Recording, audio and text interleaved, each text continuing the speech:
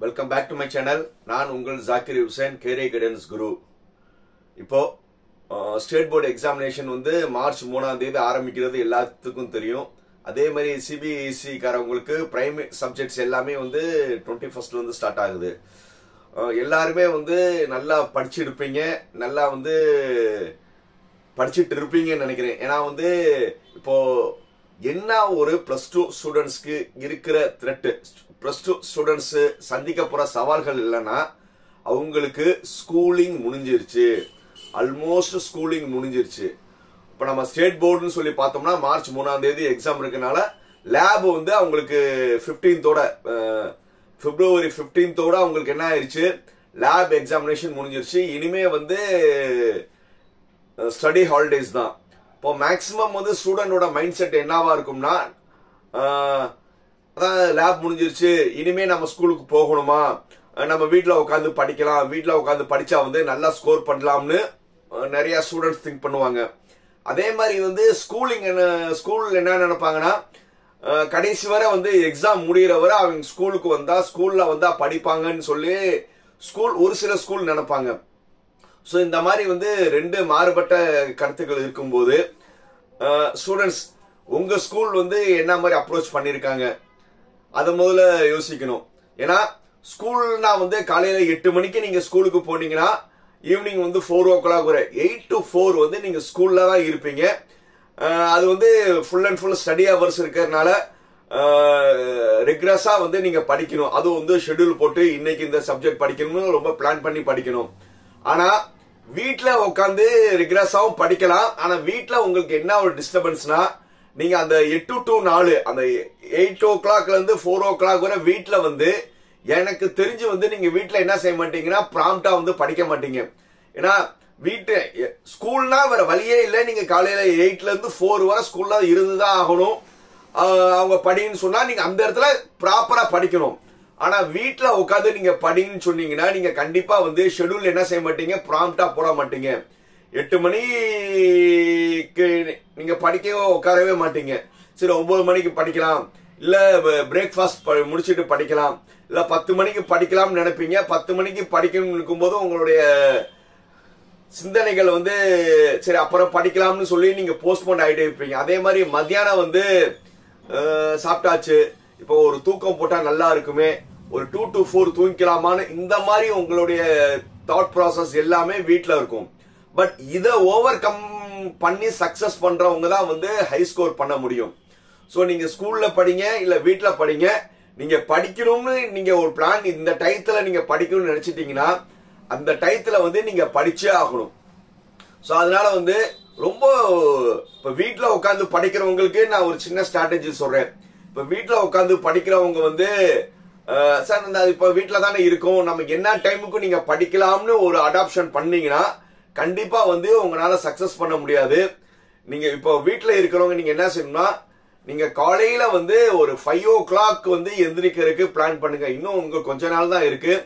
காலையில நீங்க 5 மணிக்கு நீங்க சப்போஸ் இல்ல 5:30க்கு கூட நீங்க எந்திரிச்சாலும் 5:30ல இருந்து 7:30 வரை வந்து நீங்க அந்த கண்டினியூஸா அந்த 2 hours படிங்க.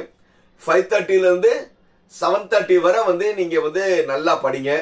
அதுக்கப்புறம் வந்து 7:30க்கு அப்புறம் வந்து உங்களுடைய காலை கடன்கள் முடிக்கிறதுக்கு அண்டு பிரேக்ஃபாஸ்ட் பண்றதுக்கு 7:30ல இருந்து அதிகபட்சம் 8:30 9 வரை எடுத்துக்கோங்க.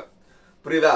7:30ல இருந்து 9 வரை வந்து நீங்க பிரேக்ஃபாஸ்ட் பண்றது, நீங்க ரெஃப்ரெஷ் ஆகி குளிச்சுட்டு நீங்க அந்த மாதிரி ஒரு 1.5 மணி நேரம் எடுத்துட்டு 9 o'clock வந்து மறுபடியும் நீங்க என்ன செய்யுங்க, படிக்க உட்காருங்க. 9ல இருந்து 11 வரை படிங்க. 9 to 11 9 to 11க்கு அப்புறம் வந்து மறுபடியும் ஒரு 1/2 hour பிரேக் எடுத்துக்கோங்க. 1/2 hour பிரேக் எடுத்துட்டு 11:30ல இருந்து 1 வரை படிங்க. 11:30ல இருந்து 1:30 வரை படிங்க. 11ல இருந்து 1:30 வரை படிங்க. அதுக்கப்புறம் வந்து 1:30ல இருந்து மத்தியானம் லஞ்ச் முடிச்சுட்டு 2 to 3 or 3:30 2 to 4 வரை வந்து நீங்க நல்லா தூங்குங்க. என்ன சார் படிக்கணும்னு சொல்ற இடத்துல தூங்குன்னு சொல்றீங்களா? உண்மையிலே 2 to 4 வந்து நீங்க வந்து அந்த அளவுக்கு உங்களால வந்து கான்சென்ட்ரேஷன் பண்ண முடியாது. 2 to 4 ஒரு குட்டி தூக்கம் போடுங்க. அப்புறம் 4 மணில இருந்து 6 மணி வரை படிங்க. அதுக்கப்புறம் வந்து 6 to 6:30 ஒரு பிரேக் எடுத்துக்கோங்க. அப்புறம் 6:30ல இருந்து 8 வரை படிங்க.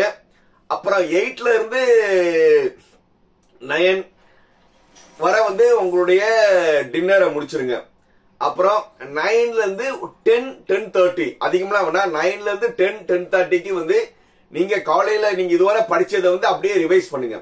9 to 10:30 வந்து நீங்க படிச்சதை அப்படியே ரிவைஸ் பண்ணுங்க.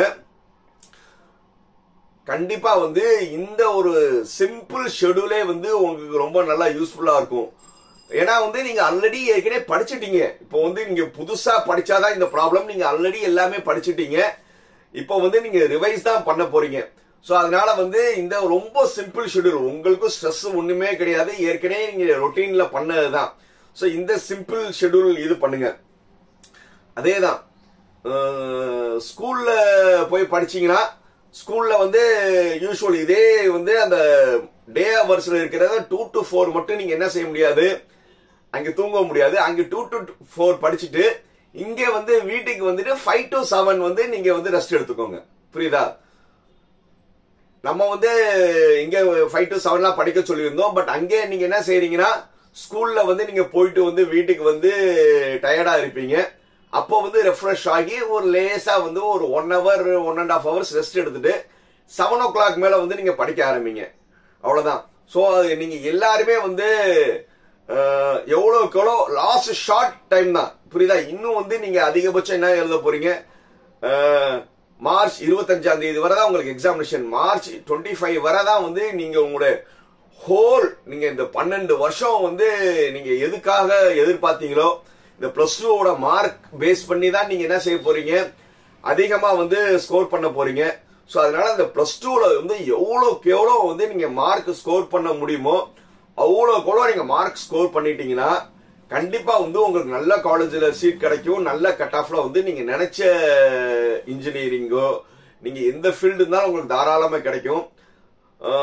அதனால வந்து இருக்கிற கொஞ்ச நாள் இந்த கொஞ்ச நாள் தான் வந்து என்னுடைய லைஃப், என் லைஃபை டிசைட் பண்ண போற கொஞ்ச நாட்கள் தான் அப்படின்னு நினைச்சு நீங்க எல்லாருமே வந்து ரொம்ப சின்சியரா டெடிகேட்டடா படிப்பீங்கன்னு நினைக்கிறேன்.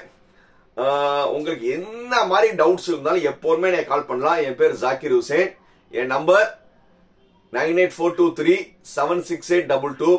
எல்லாருமே இருக்கிற இந்த ஒரு மாசம் நல்லபடியா படிச்சு நல்லா ஸ்கோர் பண்ணி நல்ல காலேஜ்ல வந்து சீட் கிடைக்கிறதுக்கு ஜாக்கிர் ஹுசேன் கேரியர் கைடன்ஸ் குரு சார்பா மனமார்ந்த வாழ்த்துக்கள். பாய்.